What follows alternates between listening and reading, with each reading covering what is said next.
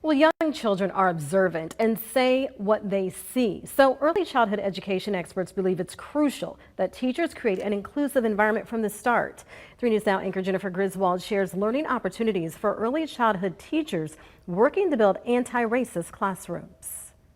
Dr. KERRY-ANN is an assistant professor at UNO focused on bringing anti-racist practices to classrooms in the Omaha area. Decades of research, have shown that young children develop racial awareness. She says children as young as 3 develop that awareness, so teachers should make sure their classrooms include examples of all people succeeding, images and teachings that support children of color. They see themselves represented in the curriculum, not as a single story of oppression and subjugation, but as a people endowed with a legacy of resistance, of gifts and strengths and talents. Dr. Sky has partnered with the Buffett Early Childhood Institute to hold webinars for area teachers at their request for more resources.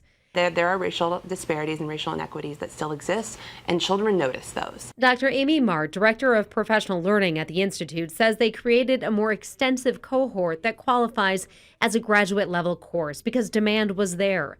Educators wanting to know how to address topics that come up in inquisitive young minds. When a child points out a racial difference, for example, the tendency, I think, for a lot of us is to try to shush that or shut it down or sort of shy away from that conversation. And we're really trying to encourage teachers to have the confidence and have the skills to lean into those conversations. Here at the Buffett Early Childhood Institute, they want this message to spread. Therefore, the educators taking part in the cohort will create action plans. They'll share what they learn with those they work with. We might have a couple hundred people show up for a webinar, but if each of those people goes back and feels empowered to have conversations with their colleagues about this, then you can see the sort of ripple effects that span out from there. Dr. Sky says she is cautious about race relations in the future, but hopeful enough people are willing to address issues in society to teach our children a better way. I see it as a dream and as a vision fulfilled. A dream that was fought for by many.